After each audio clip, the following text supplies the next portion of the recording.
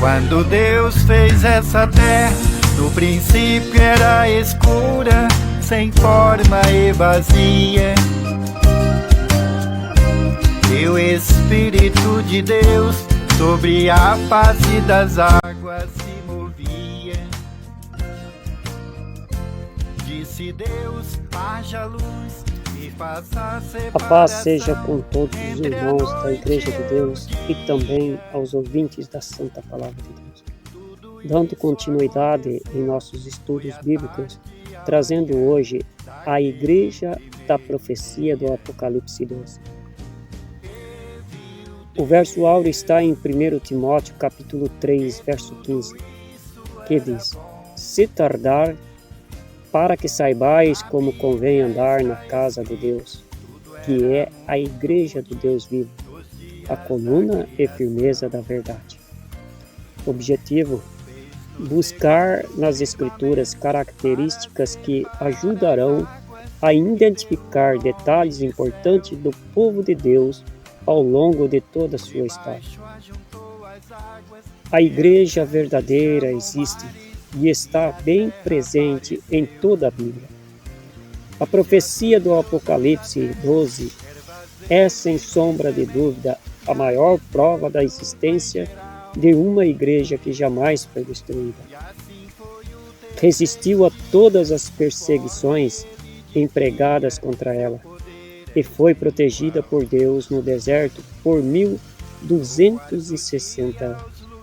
Porém, como identificar na Bíblia a igreja cujo remanescente foi preservado por Deus fora da vista da serpente?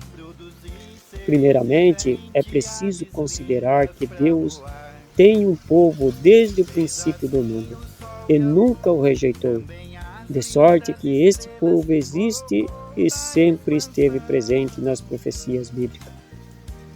Porventura, rejeitou Deus o seu povo? De modo nenhum.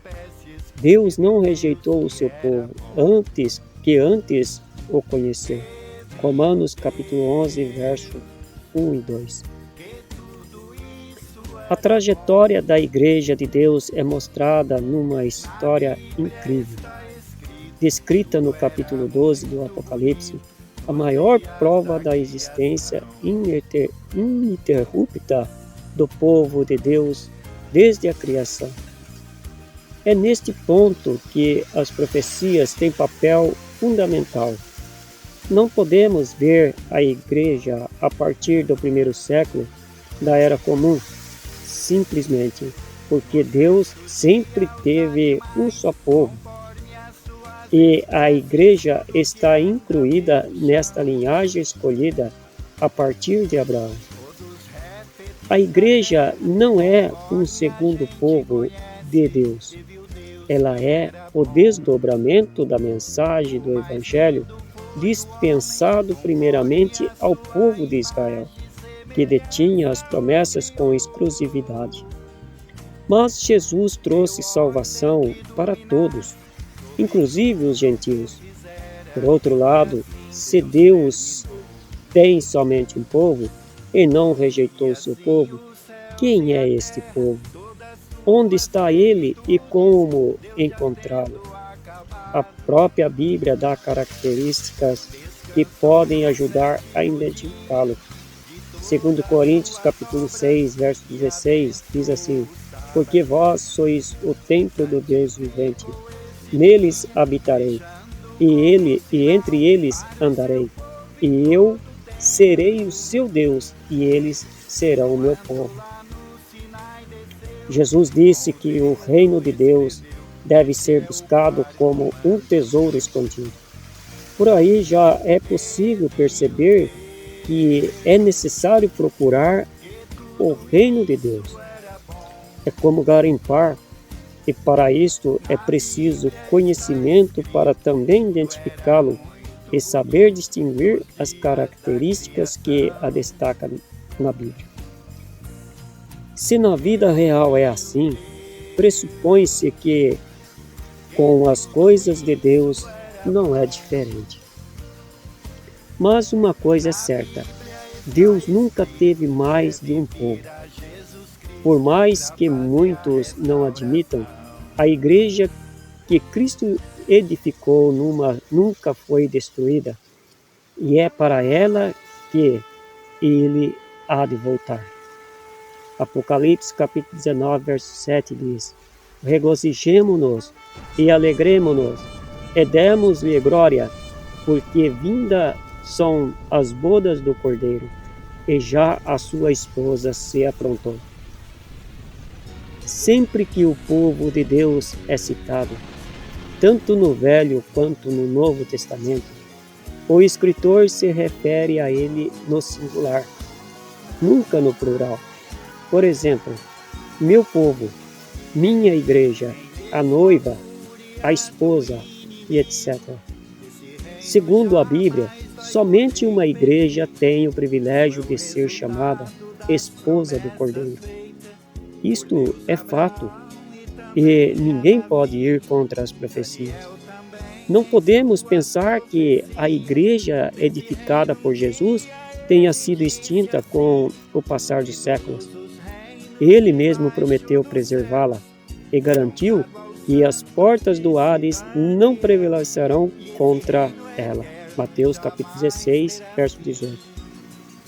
Que disse Paulo sobre a união de dois povos em um? O povo de Deus de origem semita deu origem à igreja na era apostólica. Paulo era da descendência natural de Abraão e também um dos principais representantes da igreja. Romanos capítulo 11, verso 1 e 2. Paulo fala de dois povos, um antes e outro depois dele, porém com as mesmas características. A estes dois povos, Jesus uniu em um só, pelo Evangelho da Paz. Efésios 2, versículo 14. A igreja, portanto, tem as mesmas características, e tanto judeus quanto gentios unidos pelo Evangelho da Paz devem trazer os traços de Abraão, o pai da fé. As principais características da igreja de Deus consistem do seu vínculo com a fé de onde ela originou. A salvação vem dos judeus, disse Jesus.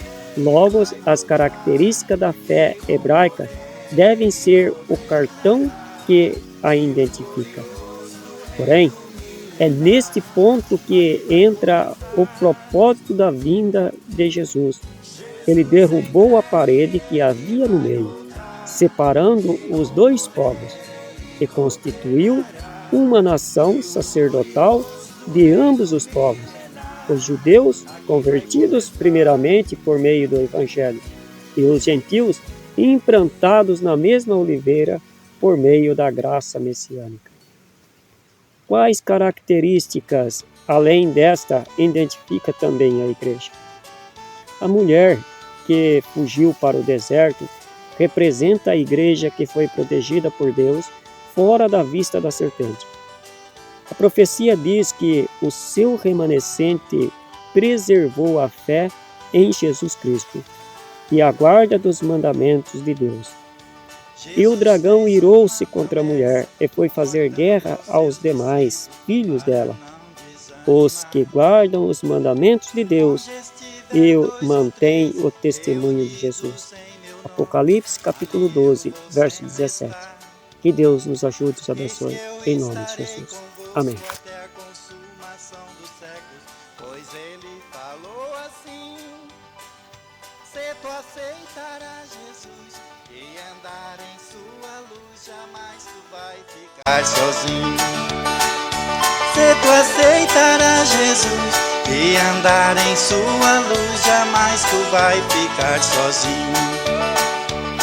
Nunca está sozinho quem tem o Rei Jesus, se já deixou as trevas para viver em sua luz. O anjo do Senhor aqui foi enviado, Quando algo acontecer, Ele vai te socorrer, pois está sempre ao seu lado.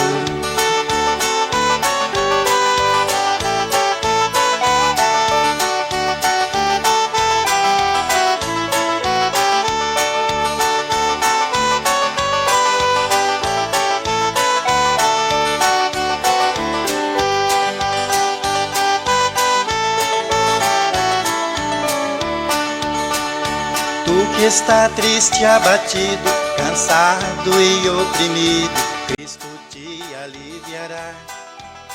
Ele é o caminho, a verdade, a vida e a felicidade. Ele pode te salvar. Tua alma sem Cristo ela chora, deixe de sofrer.